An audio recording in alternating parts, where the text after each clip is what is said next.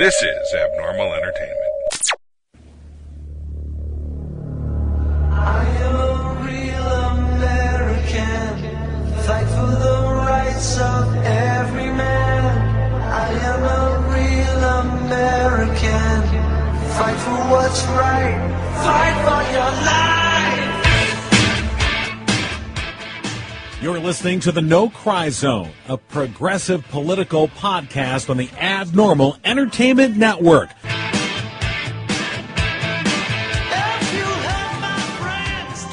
And welcome to the No Cry Zone. Hello. Hello. Hello. Hello. The Stooges. Yes, the Democrats are back. Okay. We're back. It's it. It's done. Trump's repudiated. You did it. You did it. You went right for it. You're going right for the never satisfied liberal. I am satisfied. You are not. I'm happy. No, it's better it's than impossible. losing. It's better. Well, that is true. It's better than losing. I'm happy. You know, it's better than losing. Right. Winning is better than losing. So this is a win. Yeah. Verifying the wins. Yeah. No, this is a win for sure. It was an interesting repudiation of some things. Most telling was Virginia. Yeah. Since Trump actually waded into that fight. And, well, interestingly, and of course he blamed Gillespie afterwards. For not following him. You didn't follow me close enough. And that's how you lost. And but it was a straight up thumping in Virginia for the governorship. 4 seats flipped in the state senate. In Virginia, the first transgendered state senator was elected, beating the man that wrote the anti-transgender laws. Yeah. Amazing stuff. There's a Sikh mayor in Charlotte, North Carolina, I believe now. Sikh, I'm sorry. Mm-hmm. Not Sikh. Sikh. Yes. A man wearing a turban, which was elected in the South. Right. In Charlottesville. Yeah. Very telling that it's in Charlottesville. So it's very weird. Right. And then what I thought was more, and those are all good, all excellent developments, no doubt about it. What I think was more interesting was the Medicaid expansion in Maine. Yes. The ballot Medicaid expansion. That is, I think where you've got this right-wing nut job of a governor in LePage, just a Trumplestiltskin if you ever had one. No, he's the guy that blames the drug problem in Maine on people from New Hampshire coming in. Yes. And UFOs. Yeah, right. Yeah, and UFOs. That guy's a trip. Well, they get the best Michigan's shit. entire drug problems from Ohio. Well, he has a story about how people commute up there. Right. I mean, those are very small states. You blast right through them. Exactly. There might be stops being had. They're passing through and giving us their opioids. Yeah, exactly. Like Johnny frickin' opioid seed. Right. Out the windows of the car. And the legislature in Maine 5 different times tried to get this expansion through because their constituents wanted it. Right. 5 different times he vetoed it. And that's why they said, fuck it, we're just putting it on the ballot. Mm-hmm. And it passed. It's veto proof. Yeah. And so now it's happening. And, it's so funny because it's so contrary to the narrative. The narrative, thank you, that has been painted to us by the mainstream media that, people are very dissatisfied with Obamacare. And even though, the Republicans' reform effort failed, people are still very dissatisfied. And I'm like, I don't think people are as dissatisfied as we've been led to believe. Well, and by no means is it perfect. No, a lot of that is just a lack of coverage of people that like it. Mm-hmm. So what it is, it's just a coverage of Republicans saying it's horrible, it's awful, it's going to die, and a lack of coverage other places. Yes, okay. So it's errors of omission, I believe. And nobody ever wants to take into account where the insurance system was heading before Obama. Oh, yeah. I mean, we would be 3 times the amount right now that we pay now under Obamacare. It would have been up to that point. So independent bocce ball players could not get insurance. Yeah, independent. Yeah. Well, now if you were a pro bocce ball player, just living off your salary. So bocce, yep. Right. Yeah, and working at Home Depot when you're not. Right. You're not throwing ball. Sins of omission. It's funny you mention that because there was a story, a video of Trump in Japan feeding the koi with the prime minister, and it shows him dumping in all his koi pond, and there was a bunch of videos that got put out saying, oh, well, showing very selectively edited videos that made it seem as if he, on his own, dumped in this whole thing of food and how stupid it was. And of course, that was bullshit because he did it after Abe, the prime minister, did the same thing. And he just sort of, okay, and he dumped his in too. And of course, it was selectively edited, and people put it out there like, oh, big dumb baby Trump dumps in all his food. And of course, it was quickly and immediately shown to be just bullshit. And I'm watching this and I'm like, why? Why, of all the things, you don't have to lie about this guy. Why would you do this? Really? There's an interesting question. And you give this ammunition and you give this food to hold on. his acolytes. This begs an interesting question. Does that lie then persist the same way like an Obama lie persists? That is a good question. To some, absolutely. I would say, you want to know, it's interesting. It's interesting you say that because it was repudiated within 24 hours. It was, in really not even 24 hours. In less than 24 hours, people immediately showed side-by-side videos. And you could see how people went to lengths to edit the video to not show Abe. And one, they zoomed in on Trump so you couldn't see Abe dump his in. And then they, so it's just stupid. I mean, of all the dumb things, but it was almost immediately repudiated. And of course, it's so inconsequential. It's so, they're talking about putting food in a koi pot. Okay, whatever. Whereas some of the lies about Obama were told and then just sort of hung out there. And the media would eventually, or at some point, somebody may go, "Oh, well, that's really not true." But there wouldn't be. No, I mean there would be liberal repudiation. Yeah, but they would still. I mean, they would be quick too. Mm-hmm. Just no one would care. Right. So does the left not care? They just want to see dumb Trump? Because I think that's far more entertaining than like following along the lines of a protocol Trump. But that worries me. That's just as bad as anything that they did against Obama. Right. But I'm saying, does it work the same? I don't know. Because I mean, we were in the fire with fire camp 3 months ago. Right. I don't understand. I don't. If it works the same. I just don't understand anyone's mindset of spending 1 minute of effort into. Well, see, now you're assuming that there's not bots on our side. Right, and there's. There's no way there'd be any progressive bots out there that some rich guy like Warren Buffett may pay for. Right, and those type of stories, David, wouldn't be out there if they weren't getting clicks. So right, I think that is exactly your point. Remember the those guy people are after it during the election. The guy that started doing he was doing like anti-Republican stuff to get news, to get clicks, and he said it wasn't working as well as the anti-Clinton stuff. And even though he was a Clinton supporter, he switched. Right. Have these people now switched since the anti-Trump stuff is even bigger and more? Well, I think more money involved. I think all of the clicks overall. I mean, they were at a fevered pace there right before the election, and I think they were counting their chickens before they hatched. Were a lot of these news agencies, and we're liking that level, and they can't sustain it any longer. Well, I'm not talking about news. I'm talking about the real fake people. Right, but exactly. I mean, all of those people are probably seeing the same trends of loss of clicks, loss of traffic, loss of revenue. I'm saying if you switch to Trump, your traffic and revenue kicks up with the Mueller investigation in Russia and the stupid things he says all the time and the things he tweets. Now you're just like, oh, well, we're no longer doing the Clinton thing. We're on Trump now. Switch it all around, and they're getting their clicks again. Yeah.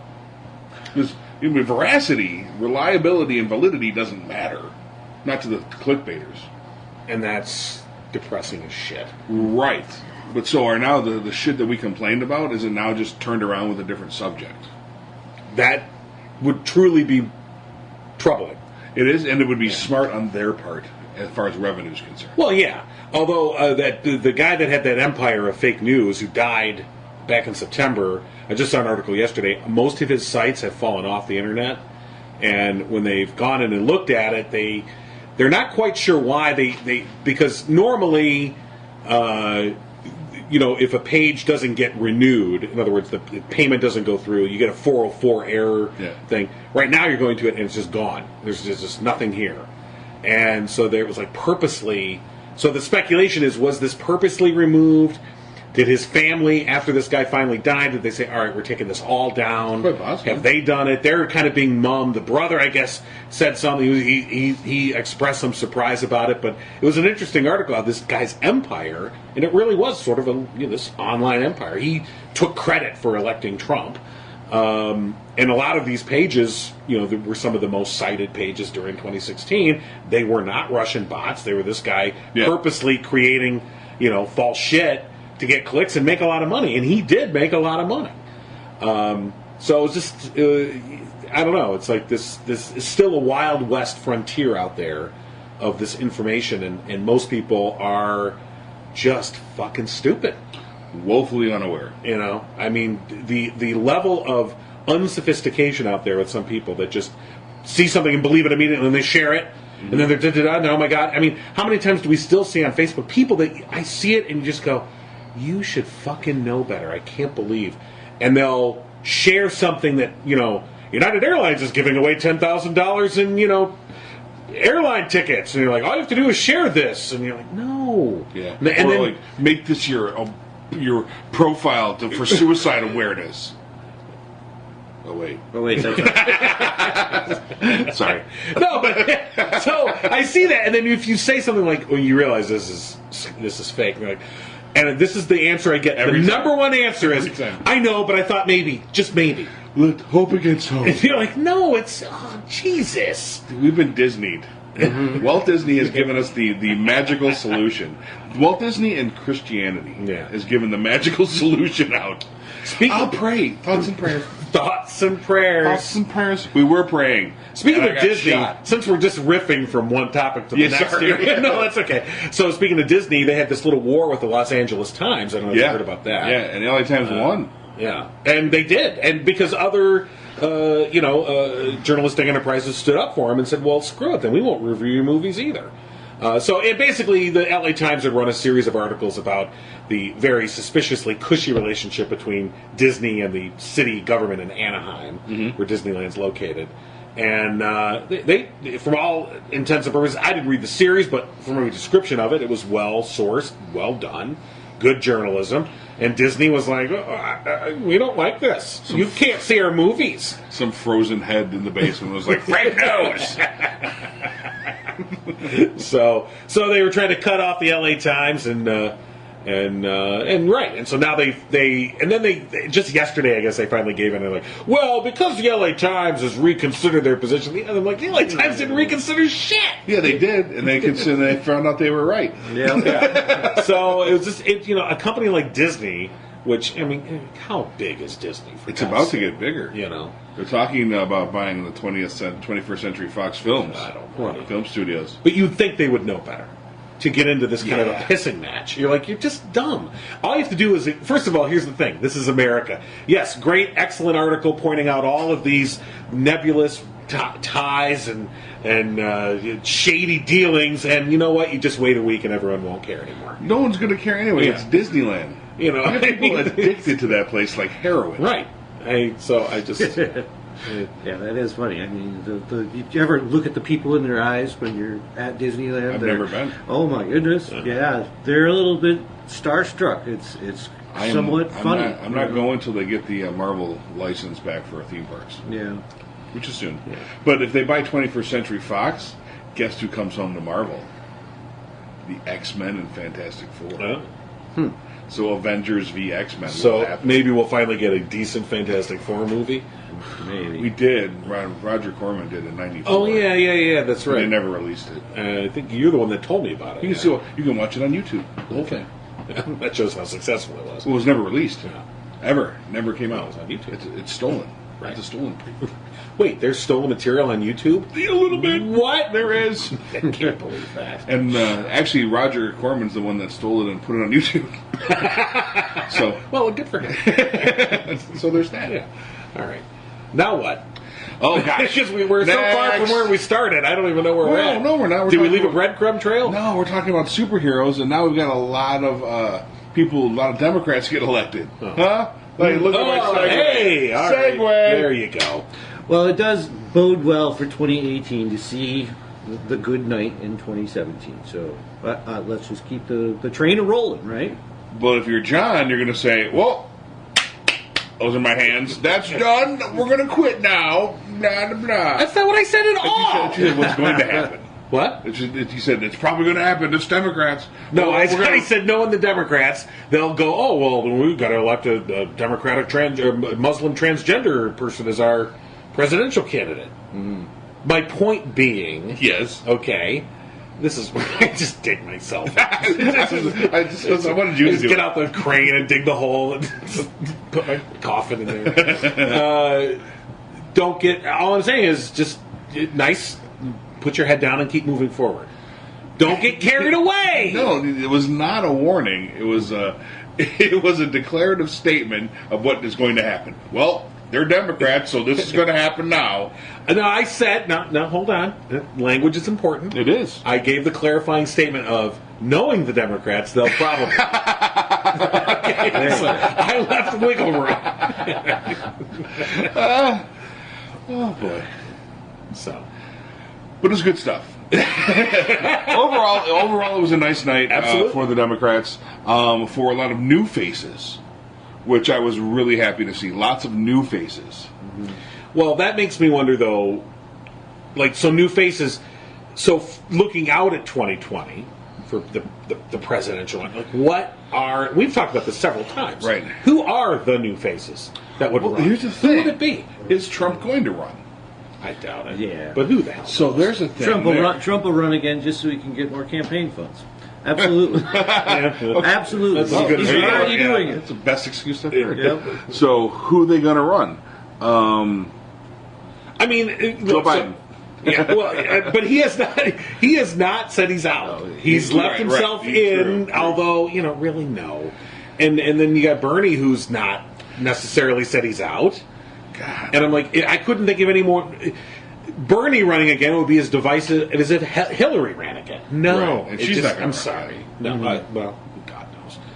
And What about Michelle Obama? Jesus, She hasn't said no.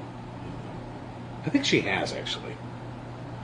I don't think she wanted to go there in the first place. Yeah, I think she did. I think someone asked her that in and around the election, and she was like, "Oh hell no." Yeah, but that was before, I think Darth Vader got elected. True. And started ripping up her garden. Right. Painted the White House gold. This is it. So And rolled back everything her husband did. right. Yeah. So just like Trump was emboldened during the correspondence dinner a few years ago, where Obama, riffed on him, and he was so mad, he determined he's going to run and take Obama's, place. Michelle Obama, watching them rip out her garden. She's like, "Oh, you fuckers! You touch my radishes." I don't think up. I don't think they did. By the way, I think the garden is still intact. Well, they have to because Sure, it's not a coal mine. apparently Trump has been asking for McDLTs from like '92, and they have to figure out they have to have the cold side cold and the hot side hot.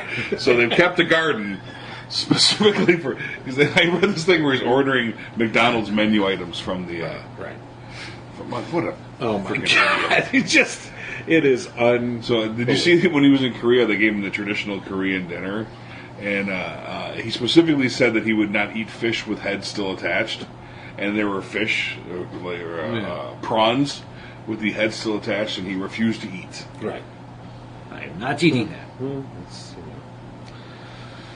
Oh well. got a 7-year-old as our president. Did anybody see the list with 65 gallons of Mountain Dew? And I don't know if the list was real or anything, but it went around. But it was the itemized list of what had to go out on the trail for this trip. 65. It was and it was half chilled Mountain Dew. He likes his Mountain Dew half chilled. So I don't know why that stuck with me, but it's like, who would want Mountain Dew? Who don't? Period. Yeah, it's in 65 gallons. Who's drinking that? It's the red nectar. Everybody. I don't know. That's how But there babies was- is made. There was Hungry Man dinners on there. It was a very strange list. It's got to be a fake. Cool. Well, no, it doesn't have to be. It doesn't have to be. Once again, John's out checking me. I was just looking. Yeah. I don't say anything, but Fact check, John. Wow. And what do you guys think about the 60 admirals in hot water? Yeah, With, the Fat Leonard Gate. Yeah, I want to know who this guy is. I mean, he's got some clout to be able to dole it out around the world in all the different naval bases, so that he can have, the I guess the graph, right? That would come along with having the naval base there. Accounts, yeah, all the. That's just like, oh man, lots of. There's only I guess like 140 admirals period. Yep. In the country, and like 60 of them are, and some other high-ranking individuals are in this graph. So 70 is 50%, a little bit less than 50%. That's just nuts. The military's taking some big hits the past couple of days. Of course, the Texas shooter was ex-Air Force and escaped from the mental hospital and should not have been able to buy guns due to his mental health history, but did it so anyway. I mean, that guy checked off so many boxes. He had the mental health history, domestic violence. He was dishonorably discharged from the Air Force, and none of that put him on any list. Didn't he actually even serve time too? Yeah, he did. That's crazy. And and of course, it's as it almost always is. It's pointless to get into any kind of dialogue with gun rights activists. There's no debate of. There's just because it's like, look, I'm not changing my mind. You're not changing yours, so fuck it, whatever. My favorite argument with the super gun rights people are when the government comes for you, I'll protect you. You don't even have to say thank you. I'm like, what? Let's say you've modified your AR-15 to be semi-automatic, and that tank is barreling down on us. Right. And so exactly. So I got into this conversation and talking to somebody who is otherwise a progressive. I mean, anti-Trump. Progressive across the board, but a very solid, Second Amendment proponent. And when it comes to that, he's unforgiving. And in his mind, he should legally be. Because I got to the point of the conversation, which it always does. You go, all right, well, where's the line? Flamethrowers, claymore mines, ballistic missiles. And he's like, yeah, I should be able to have all of them. Seriously. Mm-hmm. You're like, when I said this is where I'm going to disengage from this conversation because it's ludicrous. It is a ludicrous conversation, and it is. And it's funny. I saw somebody describe it this way, and it's exactly what it is. There is a white male irrational fantasy that they're going to be the hero. Yep. Okay, they're the good guy with the gun, and it's completely irrational. It is completely belied by the facts and the statistics. And yet they continue to harbor this irrational fantasy that they're going to save the day. And, you're right. And you say, actually, when you bring that gun into your home, you've just made everyone in your home less safe. They're more likely, statistically, to die by that gun than if it weren't there at all. Right. And the chances of somebody with a gun coming from the outside is almost statistically non-existent. The thing that's going to kill everyone is the gun that you brought into the home. And then if you go further into this whole thing of like, I'm going to be the good guy that's going to fight the tyrannical government, now you've just ensured your family's death. I mean, because if you're the guy that's like, I've got a stockpile of, all these tactical weapons and da-da-da-da, and I'm like, oh, well, you're the first one on the list. You're the first one where the Tomahawk missile comes through your kitchen window and goodbye in this this fake dystopian world that they've, concocted. Like Leonard Rosowski and his Walmart shed of guns versus Navy SEALs. Right. It's going to be a very short, very violent war. Well, and it doesn't even have to be U.S. government. Like John says, it's not really the stormtroopers, that it's going to be the ATF. It's going to be your local police force. And I don't know if you guys have ever seen it, but up there in town, they had the garage door open, and our city has one of those armored personnel carriers, plus another armored little walk-behind thing. And, it's going to be that. All they have to do is drive that through your home, and you are dead. I mean, that's all they have to do. It's interesting you brought that up because there was a recent incident here in Howell where the sheriff's department deployed their tactical vehicle. Yes, wow. In the city, and people were calling. We're like, what is going on? I'm seeing there's all these cop cars and there's this tactical vehicle and the SWAT team is there and they're surrounding this house and what is happening here?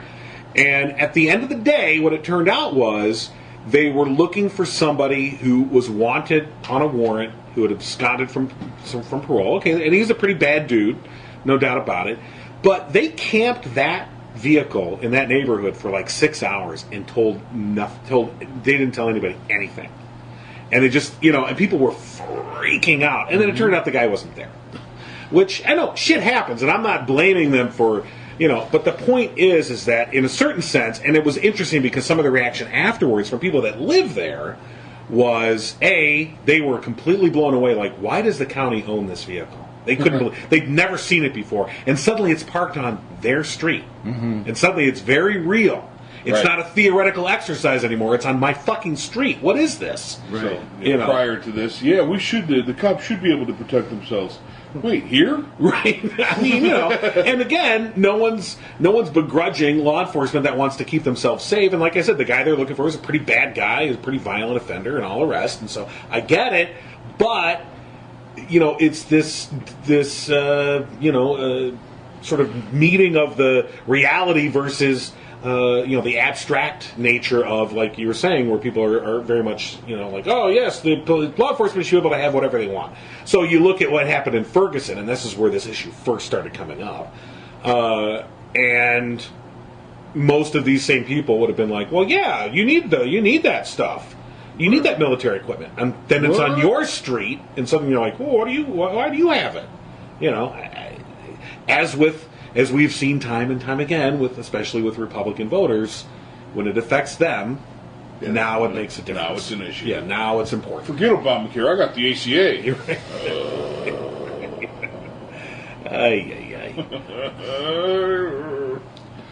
That's a really pretty lady they elected. It's a man.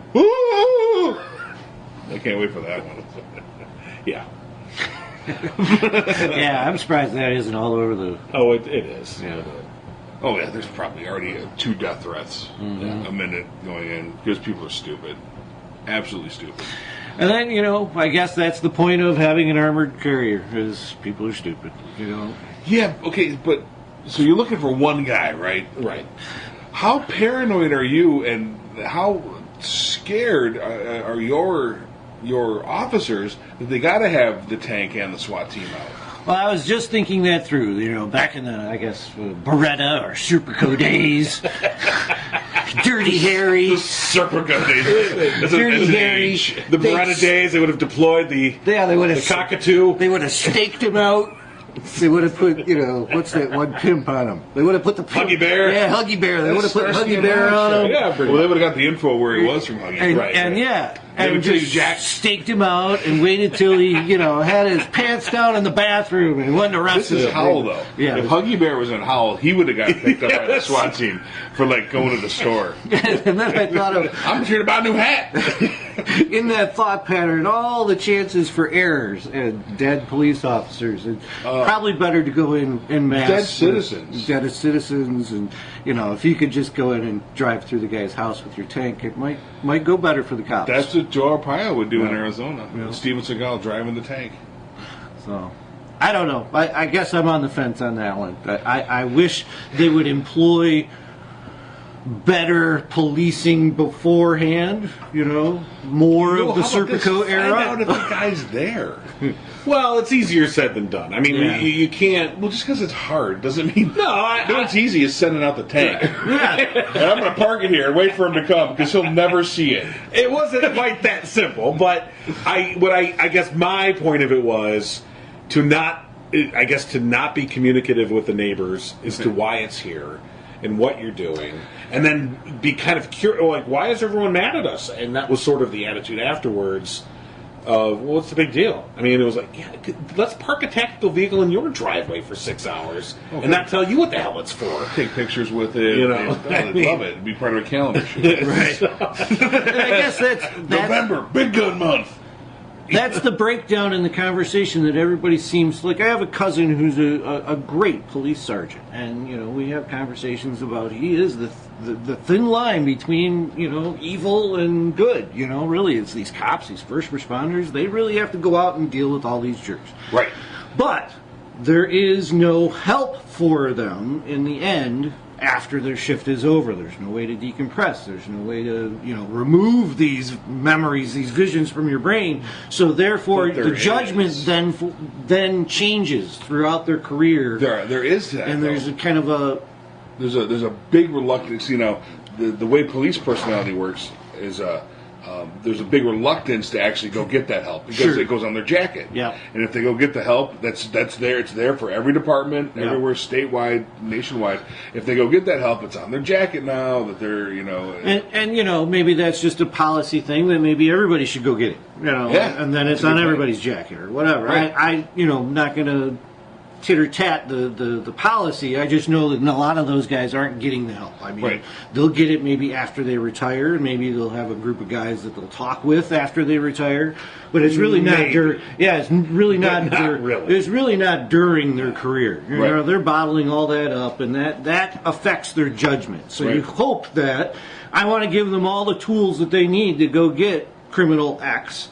When they need a tank, I want them to have a tank, but I want their judgment to be sound in when to apply the tank. You know what I mean? So I guess that's the part of the conversation that always gets turned back. Like even my cousin police officer, he really came at me hard because I was pointing out some of these things about, hey man, there's judgment calls that are getting missed. And you cannot argue that. You cannot dismiss that these guys are a little bit amped. When they get into a situation that doesn't need the amped, they're still amped. And they're going to do dumb things because that's what happens with humans and working on emotions and adrenaline. So how do we fix that? You know that they were well-intentioned getting in. Mm-hmm. How do you keep them well-intentioned throughout their whole career and keep the bad ones from wrecking the wonderful work that the good ones do? And it's tough at 40 and 45 when you look back and you're living with decisions you made when you were 18. Right. Yeah, and you maybe can't get out of it. I don't know. Training Day comes to mind where he could have been wrapped up in a whole life of crime for the rest of his career. And I don't know if that really happens, but I do know that those type of tendencies to describe a person as in a negative way, those get passed on from partner to partner. And hey, this is what I look for, and when I see this, I'm now on guard. It was a great article I read about a police officer just having a meal, and he was trying to describe what it was like to be a police officer in your uniform in a restaurant by yourself. And, the things that go through his mind, where he's constantly watching the exits, constantly watching people's eyes, constantly watching the back door, constantly watching to make sure that the people in the restaurant are okay, what's happening on the street, what's in my cruiser, I've got guns and ammunition in my cruiser, constantly when he's on duty, and he eyed out a guy in the restaurant, and the guy kind of made eye contact with him and looked suspicious. It wasn't until the end of the meal that the guy kind of came over and described some of those things. Like, I can't imagine what it's like for you to sit here and eat this meal. I watched your eyes dart around this room. You didn't take a breath in between your bites. You finished and looked up again. And all of these things that we don't even acknowledge happen in a police officer, a first responder, fireman, all of those things. It changes that person's psyche. And my point in all of this is there is no support system for that change. They get training on ammunition, on firearms, just like kind of the Army, where you're going to go through your tactical missions and create your Boy Scout badges, for lack of a better word. You're going to get those stages, but none of those stages affects or talks about their mental health, their how to go about this career and not just be completely bitter at the end of it. Well, I think a lot of it depends on the department and who's in charge of it, and it's a lack of leadership. Mm-hmm. And I think there's so few, and I'm certainly no law enforcement expert, so my perception is there are so few reformers out there who are looking to update or modernize or advance the policing philosophy. I mean, you see stories about some chiefs who basically they try and get their officers in a frame of mind to de-escalate situations as opposed to escalate them. And a lot of times right now, I mean, the sort of the standard policing model, you could say are in a lot of cases escalate situations and don't de-escalate them. And it's officers coming into situations where their primary concern, and we can all completely understand this, their primary concern is my safety, their own personal safety, which no one's asking them to compromise that. Of course, their safety's always got to be first, but they're coming into it a way, of gun first, sort of in that sort of mentality, because they haven't been trained otherwise, and their leadership isn't geared for them to be trained. And their otherwise. budgets have been cut. Right. I mean, cut a lot. I mean, you think about Adam 12. That's a TV show. That was a partner in every car. We started with give Beretta. Adam 12. We went from Beretta to Adam 12. Chips. I mean, all of these are the things that we Actually, grew up with, and car that was 54s. policy then, or else it wouldn't have been in the TV show. That's my point. Is I didn't know what really was happening, but I do know when I was getting pulled over when I was 16, there was 2 cops in the car, Right. and you didn't have time to hide anything because that other guy was right next to the window right away, and all of that stuff went down. And they had that backup. They had a secondary person. So the budgeting is another one of the things. And I lump that all into infrastructure. It's our roads, it's our bridges, it's our tunnels, it's our trains, it's our shipping, it's our fire, it's our police. All of those things have been under We battle. pay police shit. Yeah. Just like we pay teachers shit. We put these people in these so important positions, whether Teachers, they're a teacher yeah. or a police officer, and we pay them nothing. I mean, I don't want to say nothing. We don't pay them enough. Let's put it that way. For what they have to go through, we don't pay them nearly enough money. And then, we sit back and wonder why. So, for instance, when you say, well, there's only, you see only one officer, a lot of departments have trouble recruiting. Right. They can't get enough people to be a police officer. Well, gee, starting salaries in the low to mid 30s for most departments, really? Mm-hmm. That's to be a police officer? Come on now.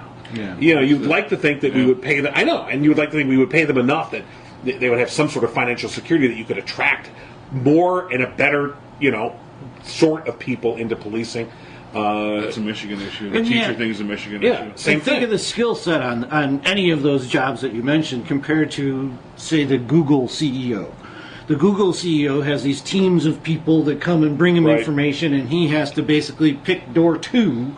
If he's wrong, he gets fired. If he's right, he goes on to be a gabillionaire for picking door 2. And it's these teams of people that bring him all of the pertinent information versus a teacher or a policeman or a fireman have to go on scene all by themselves, assess all of the variables involved, and come home alive every night. We don't give them, we have our society just flip-flop backwards. And the Google exec, if he picks the wrong door and he is fired, he still leaves with $50 million. Right.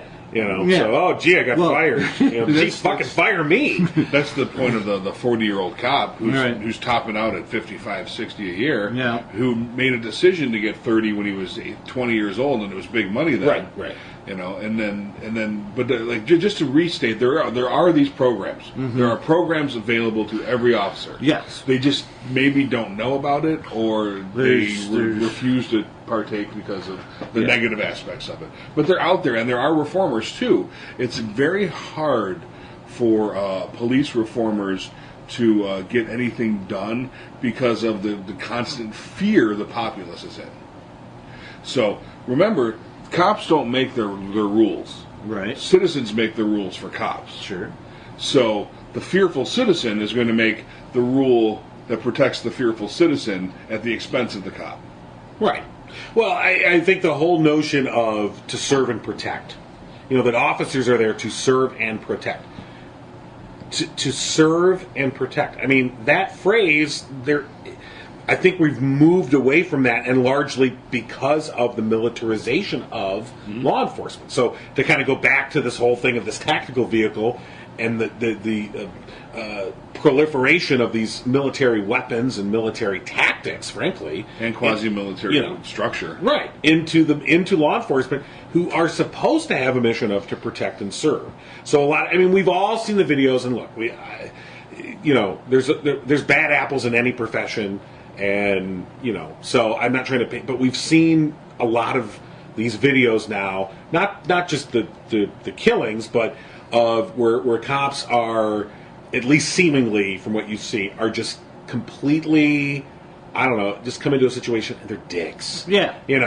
And they have a dicky attitude. I mean, and look, I've we've all in the course of our lives have been pulled over for whatever the reason may be.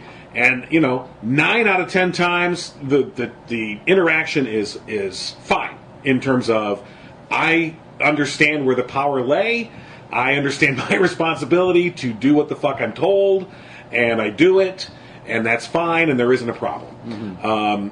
But there have been a couple times when I'm sorry, a dick cop, or at least a cop who's being, I shouldn't say a dick cop, a cop who's being a dick. Maybe it was a bad day, I don't know, but they decided to just be a fucking asshole, and you're like, I'm trying to comply, why are you being a dick? There's no point in this, I don't get it.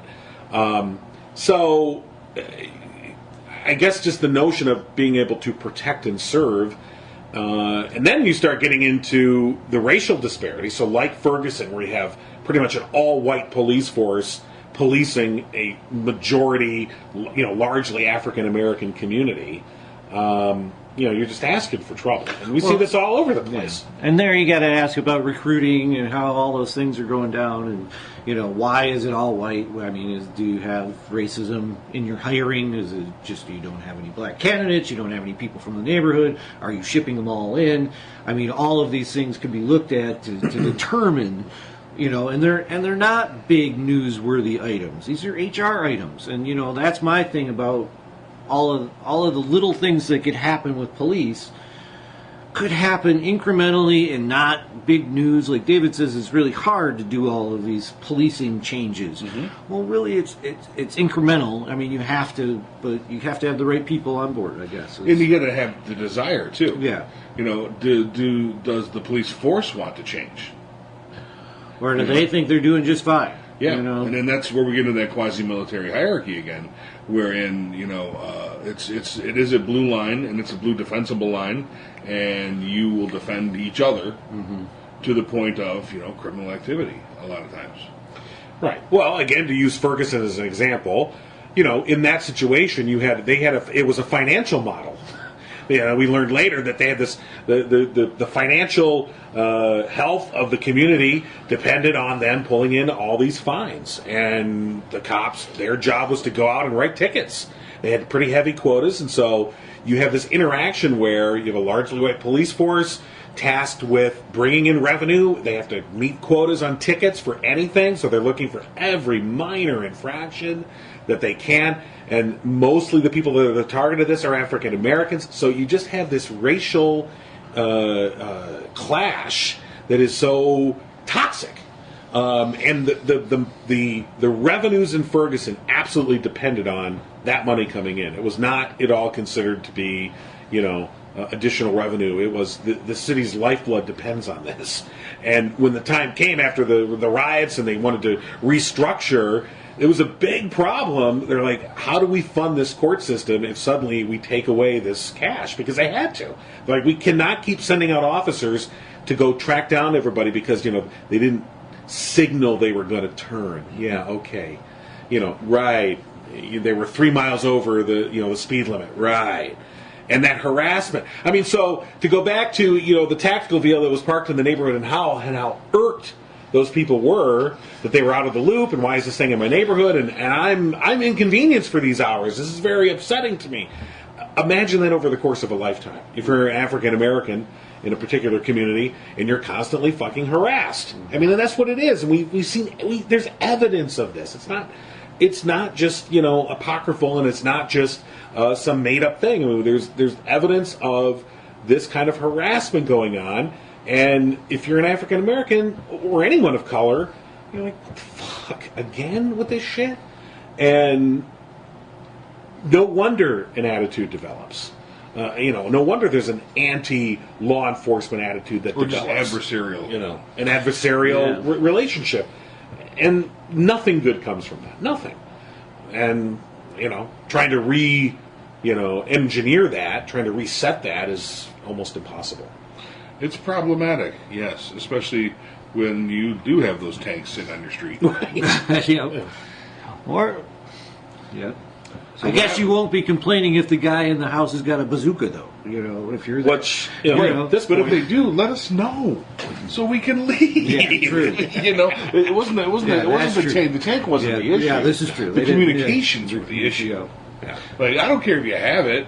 Go ahead. It was free from the surplus from the Fed. Great. You didn't have to pay for it. I didn't have to pay for it. We can show it off during the parade. It's fine. Well, Do shit, whatever want. you already paid for it. Yeah, we already paid for it. But if you're going to use it, let me know so I can skate. Yeah. I'll go get some Jello and stuff. I'll go have a dessert or something. I'll get a coffee. Just give me do the air tornado siren. You know, when it's all clear. It's funny, and I know this is for if any law enforcement was listening to this, I'm sure they'd be like, "You're a fucking idiot." But you know, for all of us. But you know, hey, how about this? You bring in that tactic. Okay, so you've got a potentially armed person, armed violent offender inside a home in a neighborhood, and how about using that tactical vehicle to evacuate all the neighbors? Yeah, that's a good idea. You know, get them out, get them safe. See, I want to know what happened to subtlety, though. So if you got an armed dude in a house and you roll up in that, well, he knows who they're there for. Well, shit, time to blow that thing up. Why don't we find like you can do some shady stuff, like some spy stuff, and sneak in and find out if he's home first. Land shark. Like even like, hey, is Leon there? Oh, you got the wrong number. Oh, okay, sorry, man. He's there. He picked up the phone. You know. Is your refrigerator running? Now you're getting into some of that Joe Arpaio stuff, that reality show he had. Yeah. You know? No. Joe Arpaio would have he's tank first. Right. Joe Arpaio was definitely tank first. That's true. And then put him on a TV show. Right. And then put him on With the face and all that as the tank right. goes So through. yeah, you got to sneak in to get a camera on him so you can Right. see the tank roll through. No, just find out if he's home first before you bust out the SWAT team in your tank and you know. So when I was a kid growing up here, the only people who wanted to be in the sheriff's department really just wanted a gun. Because there was nothing here. There's nothing going on. Maybe some cattle rustling. Maybe some liberties taken with a goat at some point.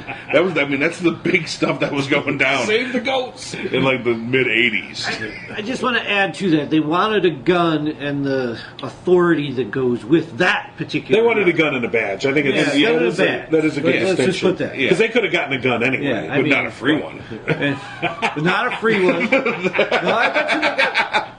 They just get one that was the service recruiting pitch. Free guns! They usually carry Free three. guns and a toaster.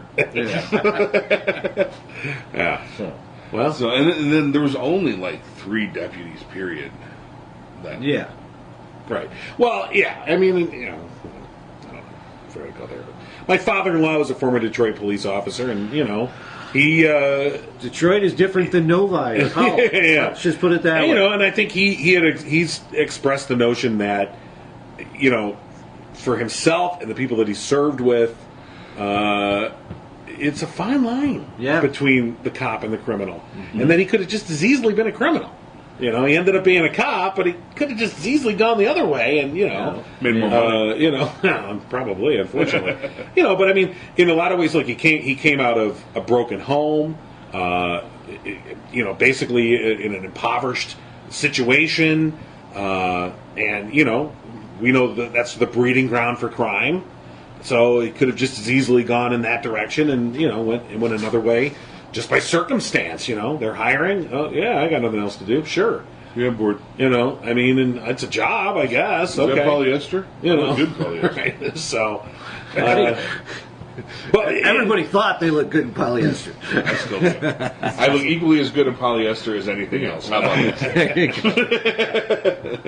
yeah. Well, all right. Now what?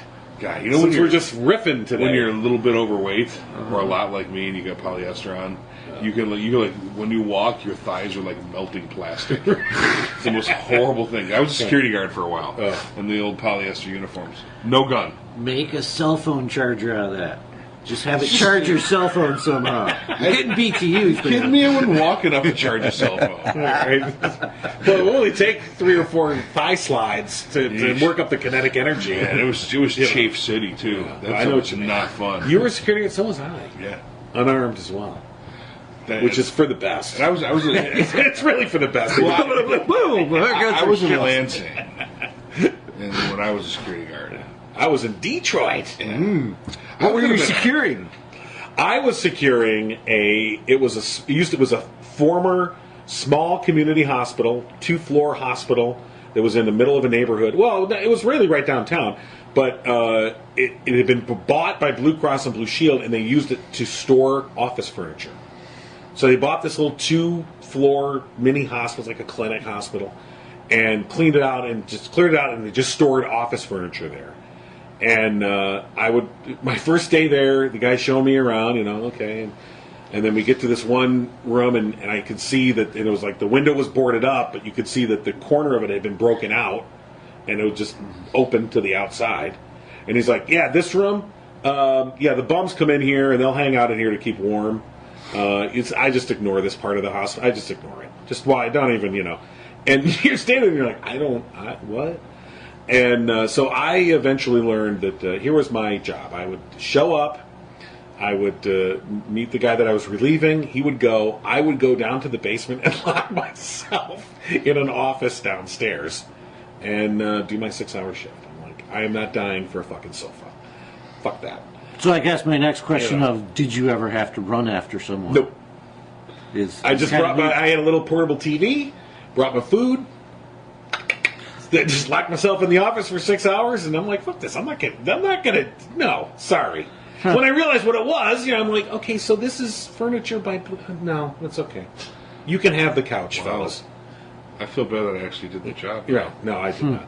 The cool thing, though, I had a great benefit, though, was that at that time the Grand Prix was run in the streets of Detroit right there, and it went right by my building. No, sweet. So that day I just sat up on the roof and brought a folding chair to sit back and watch Grand Prix. So that was nice. Yep. Okay. Wow. No, there you go. There's my law enforcement background. Explains quite a lot, I'm sure. And you? Yeah, I had warehouses and office buildings, and I had to make rounds and kick people out. And big ring. I know I only one. The boss has one key, my friend. Oh, I see. The more keys you have, the bigger loser you are. I see. The one key It's all to own them. I should point out I was fired. Okay. So I forgot to mention that I was eventually fired. I eventually just stopped showing up. I'm like, I can't do this anymore. Yeah. There's a lot of gear to wear too. Yeah, it was, but no gun. No. At first I was disappointed, and then I later realized that, like I said, this I could have really for the best that I not have a gun. I mean, at that point I had my NRA sharpshooter medals and things. I'm familiar with firearms. Right. I would have just killed myself. Yeah, completely on accident. Or your foot. I would have. No, I would have. It for sure would have killed. Or you would brought some microwavable thing, but no microwave, and if I get the barrel of this gun hot enough, I can cook on it. You accidentally kill some bums and to make some mac and cheese. They just hide them under the couch. Sorry. Good times. Good times. So, were our predictions right last week about Russia? Looks like Flynn is next. Flynn looks like he's next. That's what they say. I didn't pick Carter Page. No one did. Yeah, we mentioned him, I thought, but no one picked him. He's actually, they're talking about it? Yeah, Page is it. Well, he testified to the Senate Intelligence Committee. Yeah, I saw that. I didn't see it, but he didn't say much, but what he did say was pretty telling. Well, yeah, and as Seth Abramson, who's been really good at following this whole shit show, he posted a thread this morning that kind of laid out everything that Page has done. He said basically, here's what we got out of the Carter Page testimony. confirmation that the White House lied repeatedly about how active Trump's secretive National Security Committee was. It met many times, not just once. He kept, Trump has said, it only met one time. No, it didn't. It met many times. Page confirmed that. Kremlin agents lured Page to Russia to meet Kremlin officials and Rosneft execs after he joined the campaign. It was not his idea. Many Trump campaigns and national security team members knew Page was going to Russia post-hacking revelations. No one tried to stop him. Page bypassed top policy aides and national security peers, telling Hope Hicks he was going to Russia, suggesting he wanted Trump to know. Given Page and J.D. Gordon's words, Hicks lied to the media, saying the campaign had no Russia contacts. She is now a key witness. Page spoke to the FBI 5 to 6 times in 2016 and 2017. If he told them what he told Congress, he can be charged with making false statements. He deliberately withheld deeply inculpatory documents from Congress using a false and legally fraudulent Fifth Amendment claim. Page met the same Kremlin official in both July and December 2016 and lied about both interactions to Congress. On July 7th of 2016, the Kremlin asked Page to carry a message to Trump. We strongly support you and want to work with you on policy. Page admits discussing sanctions policy with both the Kremlin, and it goes on and on and on. The point is, Page is deep into this shit as anybody else, and more than that, he's a small fish, but he shows up everywhere at all levels of the whole thing. And maybe, when this is all said and done, maybe he's the guy that makes all the connections. Yeah, maybe he's the deep throat. If you can point, if nothing else, if collusion is what you're going for, if collusion is what you're trying to prove, you've already got him.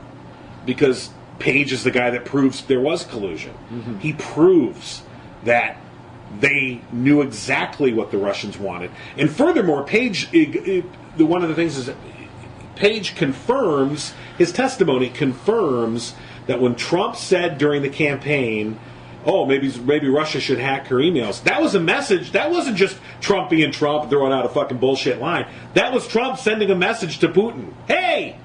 Using CNN and all the American media to go, hey, I'm on board with this plan. A-okay. Partner, I'm swinging. I'm catching. And he used the media to convey this message directly to Putin. And I'm sure Putin is like, you didn't need to, you could have just emailed. But okay, just hug your ear next time. Right, exactly.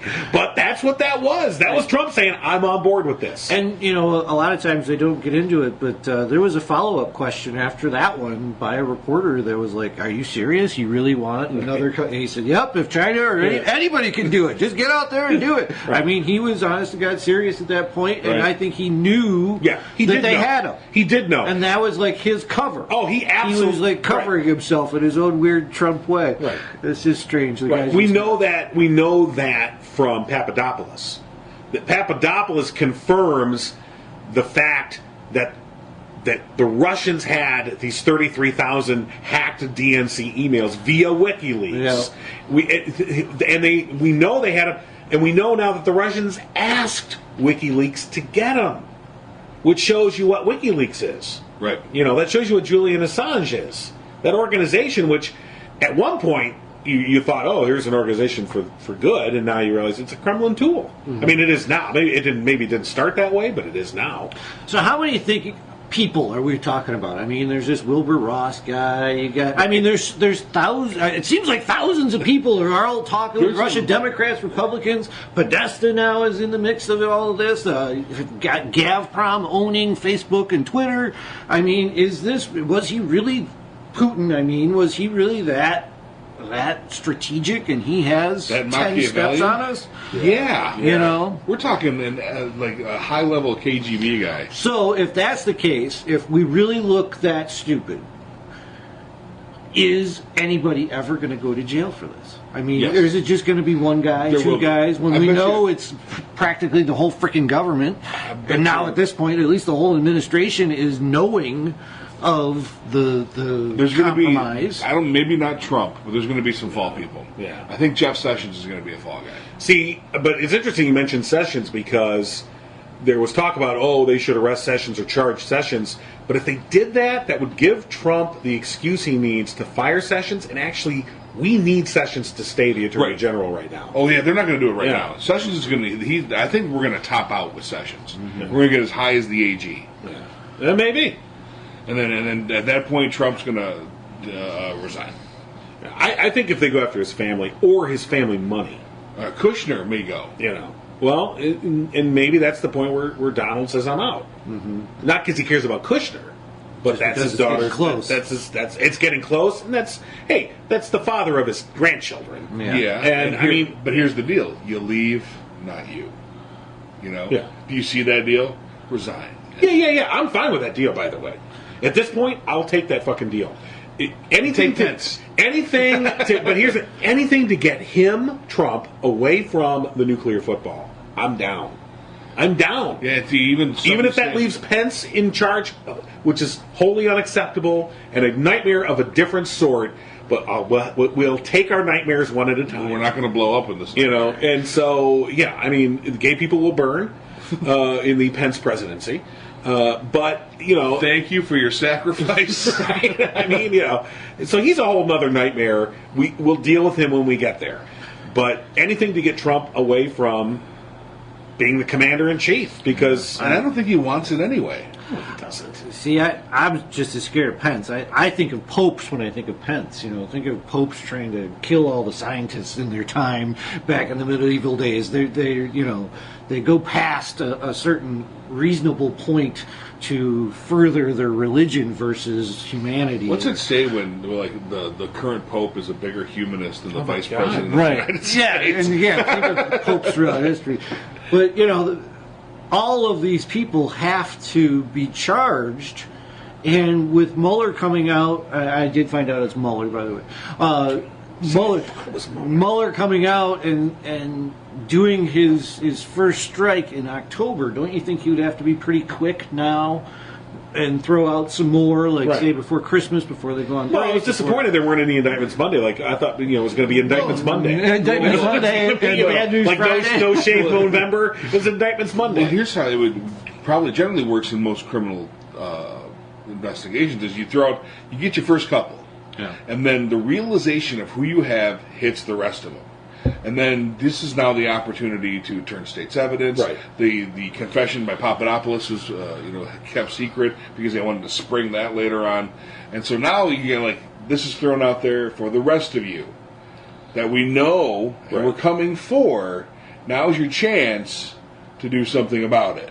And you notice that I think it was the same day Page was testifying. Trump went on to Sinclair, his new pet, and we got another believe me. I don't have anything to do with Russia. Believe me. Well, why would I do that? And once again, you got to kind of look at the moves on all of this. So I do think that he is watching all of this. Oh yeah. And there are signals being put out there for the rest of these people to calm down. And I'm sure he's on the phone all the time to these people that are in the midst of all this. So there's signals from him to calm down, signals from the other side that we're coming, and we know it's you.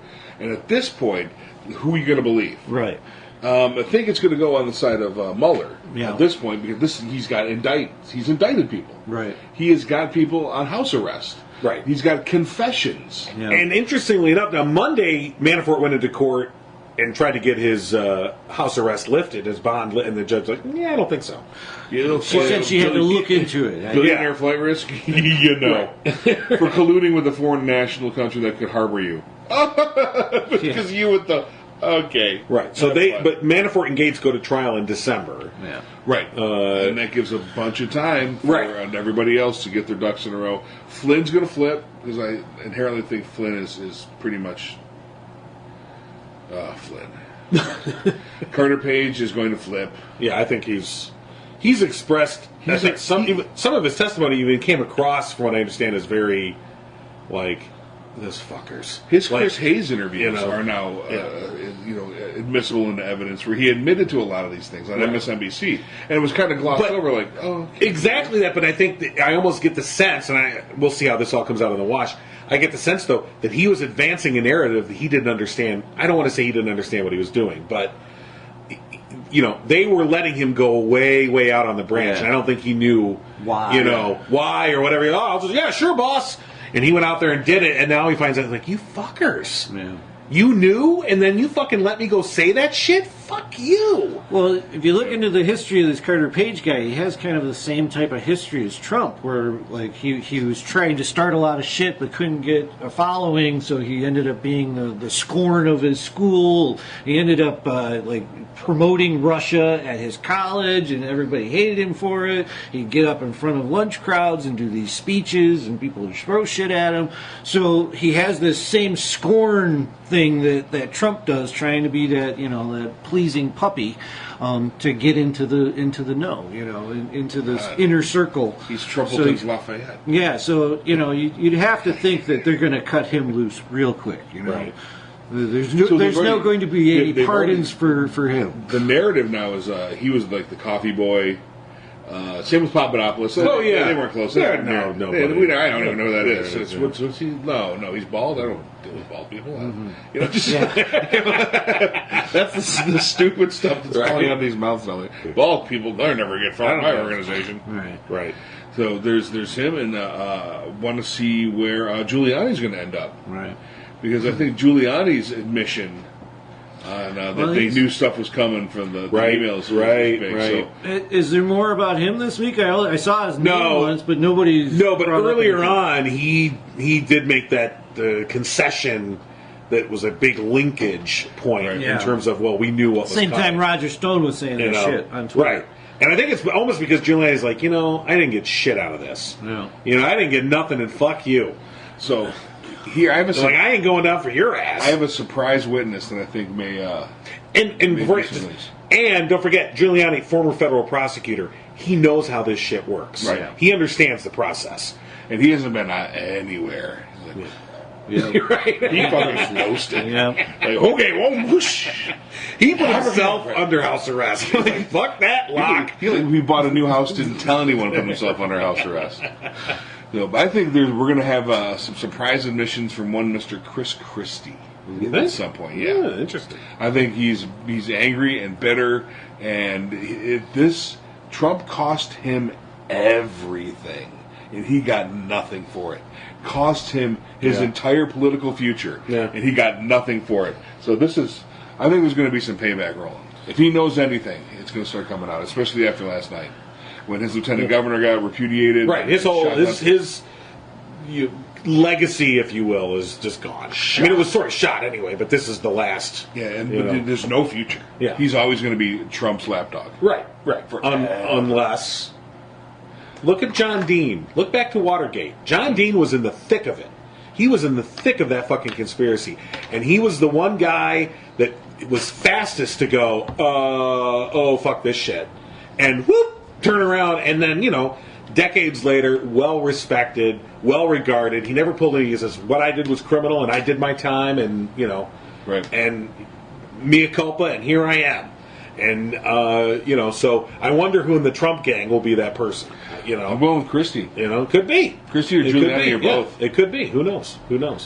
I don't know if you saw, there was articles in Vanity Fair. Great article by Michael Lewis. This is the guy that wrote Moneyball. Yeah. He wrote a series of articles. It's called Inside Trump's Cruel Campaign Against the USDA Scientists. And it talks about the transition after Trump won the election and the supposed transition. And he talks about the USDA, but he also talks about the Energy Department and how these departments waited for Trump transition people to show up after the election, as was normal. With past elections, people showed up the next day. Like Wednesday morning, you'd have somebody from the new administration showing up saying, I'm with the transition team, let's work out a plan, how are we going to do this, and let's get a schedule going, and that would be the plan. So at the USDA, they were fully anticipating that somebody would show, and they were ready for whether Clinton won or Trump won, and that there'd be a transition team. And they knew who the Clinton transition people would be, because the Clinton campaign had already communicated to them, saying, if we win, this is the people that'll be coming up on Wednesday morning and after the election. The Trump campaign never got. The USDA reached out to them, and they never. All the agencies reached out, and they never. Maybe, I don't know, whatever. And so finally, they got back this name of a person. They said, well, this person will be in charge of the USDA transition. And it turns out he is a lobbyist for Pepsi. So the USDA people are like, okay, guy that works for Sugar Water Company going to transition here at the USDA, who we're in charge of nutrition. Okay, sure, fine, all right. So, but they, in the spirit of things, they prepare for him. They even stock a little mini fridge in the transition office with Pepsi. They're like, oh, well, we're going to be, well, let's welcome the guy in.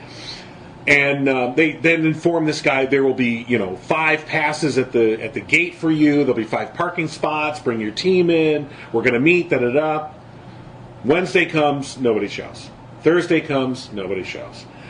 The following Monday comes, nobody shows. 2 weeks go by. Finally, they have to communicate through a Republican senator. Can you tell them to get somebody the fuck over here?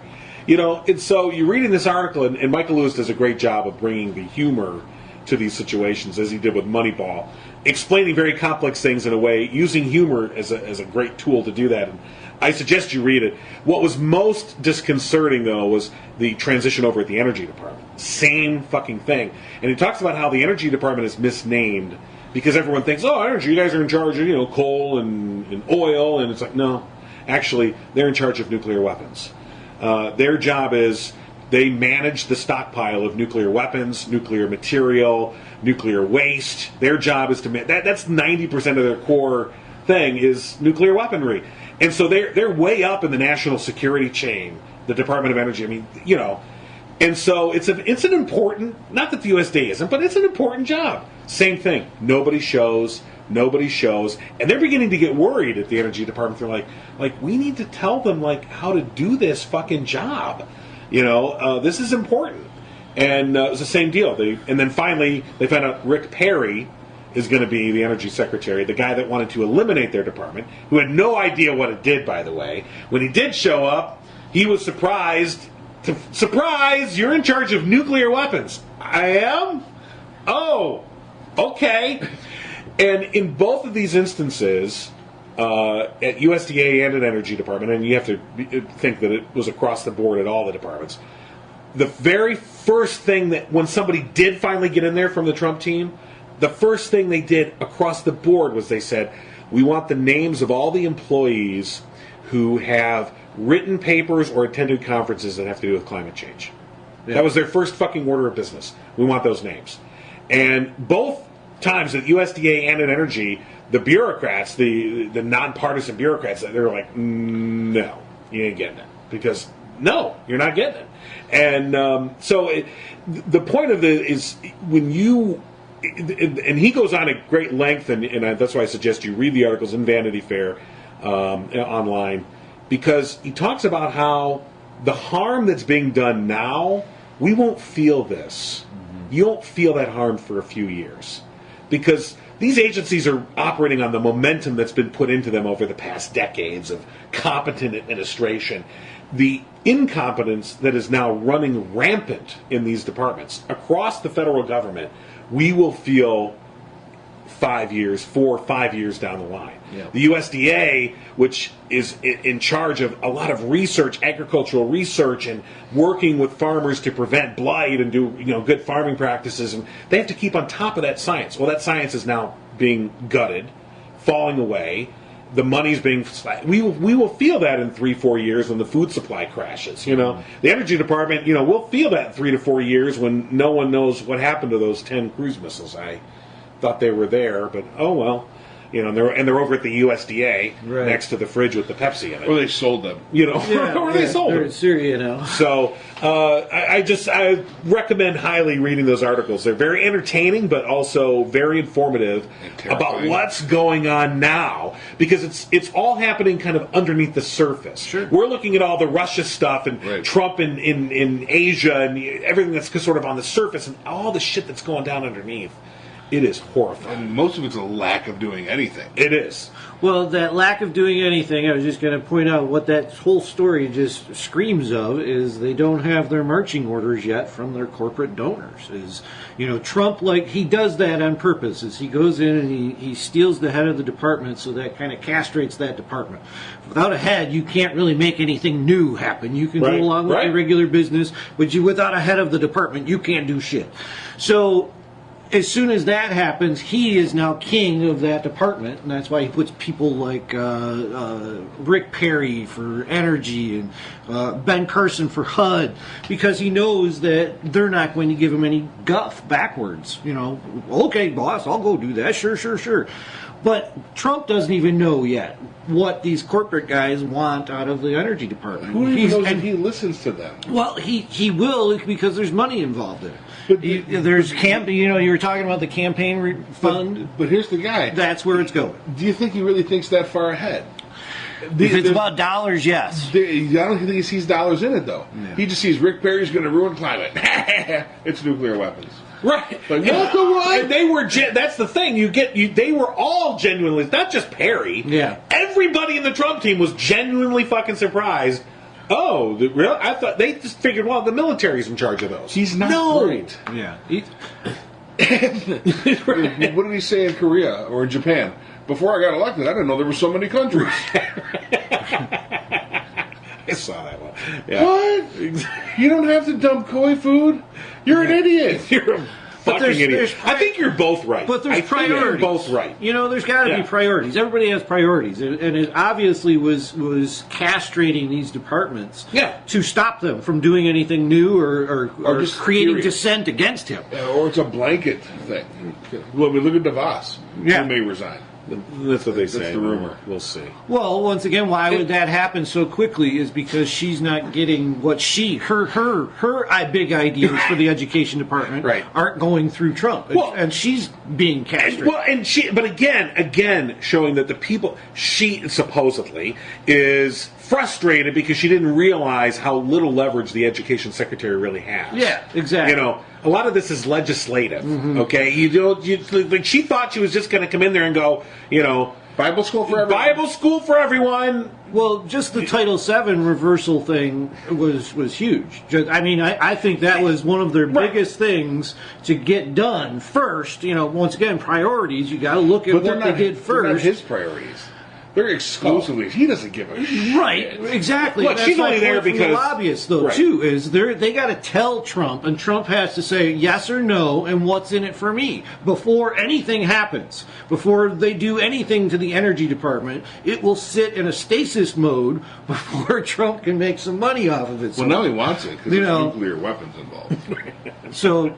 I got to fire Rick Perry. Well, and why would you think, he would say something like that? Is he's got nuclear deals going down in Russia, and Kushner's out doing deals in the Middle East. He's got the nuclear capabilities in the sense that he's got investors that will give him money to put in nuclear stuff. So that's why he wants to make a bigger nuclear stockpile. That's why he wants to, threaten the world with our nuclear power, which will make the rest of the world want more nuclear weapons too. I don't even think it's a money thing for half the time. It's a power and a dick swinging thing. It could be, but I think that's all part of it. Is he gets to have a say in the mix? Right. I think it's a little bit of both. I think there is I think, Rob, you're right that I think he has a general philosophy of you put everything into chaos, and that means it all has to come back to me. I think that's generally true. Right. But I think it is just that. I think it's a generalized. I don't think he sits down and goes, okay,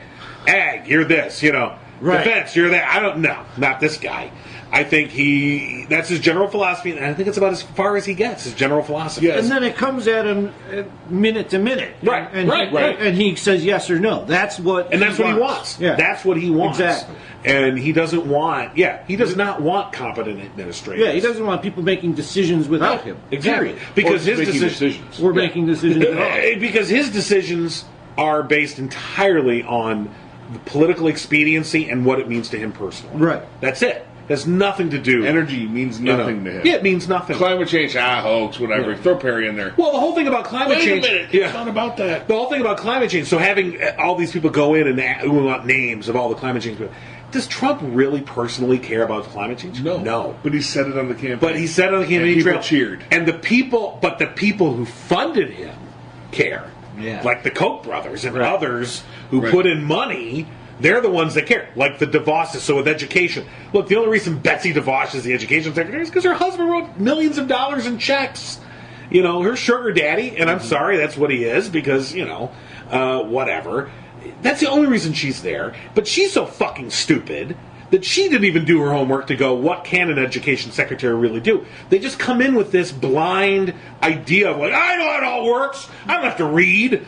You know, I'll just come in and I make my edicts and it happens. It's like, no. They call them czars, right? And here's and here's the thing. Their whole philosophy, the right wing's philosophy about the federal government is they have told themselves that the federal government is this pervasive, entity with its tentacles into all aspects of it. It's all powerful, and its tentacles reach into your lives, and we've got to chop them off. So they think it's so powerful. Then they get in there and they're like, oh, this isn't powerful at all. This is actually quite a shit show. And you're like, yeah, you're welcome to the government. Yeah. It's a fucking shit show. And everyone's got to fucking work together for it to happen. Hello? Yeah. Go see Hamilton. Yeah, exactly. Okay. I mean, here's tickets. You know what? Pence tried to go see Hamilton. Maybe we should have let him see the whole damn thing. I don't know. Nah. They did that at the Encore, didn't they? He saw the whole thing. He didn't see the whole football. Yeah, you're right. Okay. He didn't see the whole football game. Okay. He walked in the football game. You're right. Yeah, that's disappeared. Yeah. What do we say? Give it 2 weeks, America can't live without football. Oh, hell no. And you knew it. It's like, yeah, bye-bye. And poor Vin Scully. I was like, Vin, Dodgers legendary broadcaster. He, the other day, here's a guy who's spent, 80 years in broadcasting, manages to stay out of everything, just be everyone's beloved, because he just stayed away from politics. Beloved Vin Scully. Everyone loves Vin Scully. And then he fucking puts his foot in his mouth when he goes, I'm never watching an NFL football game again because they've disrespected the military. You're like, oh, Vin, oh, so sad. Okay. Bye, Vin. Yeah, sorry. And now he's, of course, being attacked from all angles for working for Fox. And you're like, okay. You made it this far. I'll be the sports reporter at Fox. Okay. Yeah, that's great. He's a locker room correspondent, Vin Scully. Bocce ball tournament. There you go. He'll be there anyway. So I'm here in Lexington bocce ball. Okay. Well, have we managed to talk about anything this episode? We talked about everything. Okay. I guess that's true. Not just anything. We talked about everything. So this is kind of a donut episode. This one was very authentic. We started talking about Trump stuff. We got into law enforcement there. Pretty long, interesting. And then we've ended with Trump stuff. Yeah, we did. We had talked about major news items, the elections. We talked about shooters. Yeah. And all kinds of stuff. Our security guard legacy. Security guard legacy. Yeah. Didn't mention that there was a Flint, Michigan water mention on Supergirl. Oh, really? They got a shot out there. They don't want. There's a lead problem and a leaching problem in this city wherever Supergirl lives in, and they don't want to end up like Flint. Yeah. So they're going to do something about it. All right. So that's crazy. Yeah. Melissa will like that. She will. So in that fictional universe, Flint is still shitty. Mm-hmm. Sorry.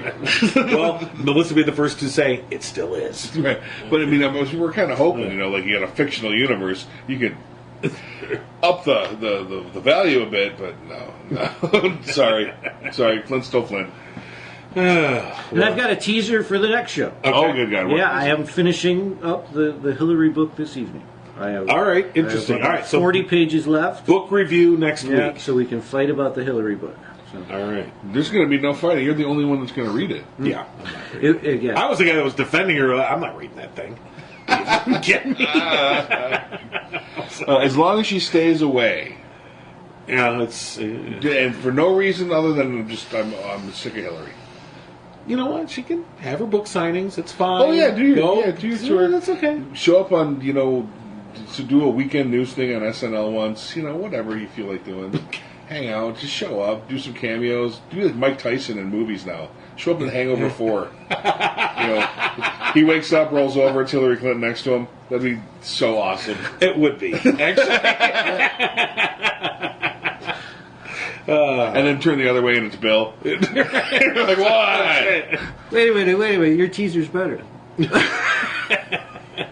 I wonder if there's any Bill Clinton or Hillary Clinton impersonators out there. Oh, there's plenty. There's the one good Bill Clinton one we've seen before. I've seen him. I've seen him. I saw a headline. I did not read the article, but I saw a headline that there's actually, there's, as you would imagine, quite a booming trade right now in Trump impersonators, making the rounds, doing conventions, and the thing about these guys is they're getting lots of bookings because they can do left and right. Left organizations want them to come in and make fun of Trump, and then the right organizations want them to be there to kind of be Trump, and they're just like, yep. I can do anything. Cash the check. It's like the John Lovitz of impersonations. So Capitalism at its best. Yeah, that is so much. I saw in a Walmart the other day, and I don't generally go except to buy water, which I'm going to do after this. But they have commemorating a year since the election, a little packet of Trumpabilia that you can buy with a frameable picture and bumper stickers and things. So yeah, if you need some of that, your local Walmart checkout line has them right next to the 5-Hour Energy. Okay, as long as you're boycotting Nestle. You aren't buying Nestle water, are you, David? Why? No, why? Because Nestle is trying to sap the Great Lakes dry. Everyone is. But they're the ones who are winning. So don't buy their water. Okay. Absolpures. Let's buy their water and then just pour it back in. Ooh, I think they would like that. okay. I think if they could come up with that Let's hijack a truck as of an their ad water. campaign, they would do it. That's it. Hijack a truck of their water and as a show of force, and we'll pour it all back And we in. just dump it back in. It's a very expensive solution. No, it's free. Maybe they could Hijacking's free. Oh, that's true. I never was a good hijacker. This is why. I keep paying them. That's called a taxi. And me, I'm flying in my taxi, taking tips and getting stoned. I go flying so high when I'm stoned.